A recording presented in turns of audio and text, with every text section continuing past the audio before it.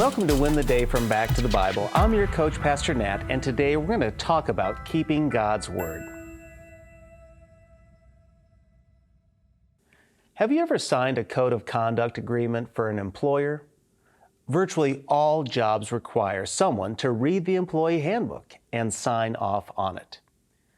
It's important to know what is and is not required or expected to do the job well. And if someone doesn't abide by that handbook, often a quick dismissal is likely. Well, Jesus gave a similar code of conduct talk in John chapter 8.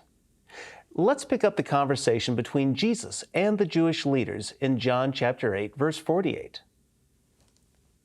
The Jews answered him, "Are we not right in saying that you are a Samaritan and have a demon?" Jesus answered, "I do not have a demon, but I honor my Father, and you dishonor me.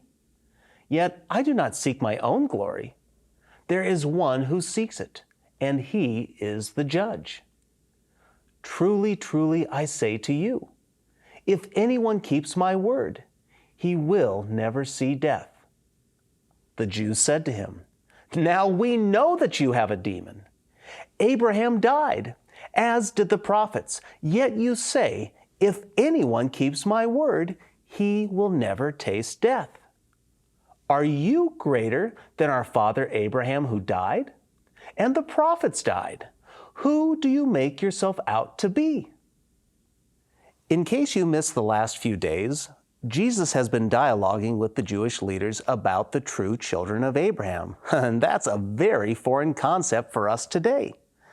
But for the Jews 2,000 years ago, this was a very big deal. They believed their lineage gave them a leg up with God. And their leg up with God was enhanced, or so they thought, by their religious rituals. But Jesus has told them they are completely wrong. First, their lineage is meaningless to God. It won't save them or get them one step closer. And then, Jesus says, when born, people are estranged from God. They are actually children of Satan.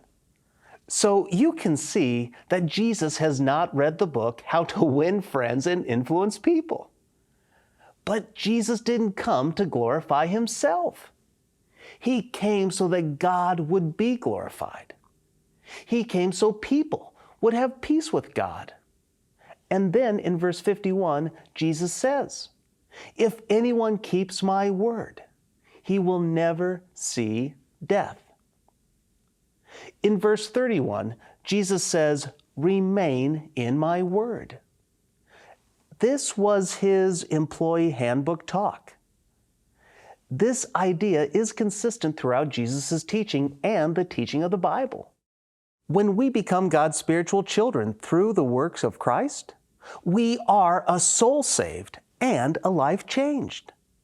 In other words, you cannot identify as a follower of Christ, but live like a follower of Satan.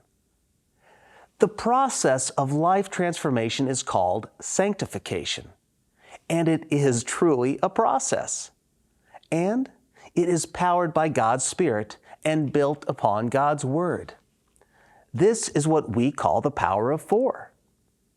When a person engages in God's Word 4 or more times per week, it will lead to life transformation. So Jesus' challenge for us is to look at Him, to study His Word, and allow God to use it to shape us each and every day. Jesus was and is greater than Abraham because Jesus is God. He can be trusted. He is perfect in every way. So today, keep His word. Remain in His word. And when you do, you will win the day.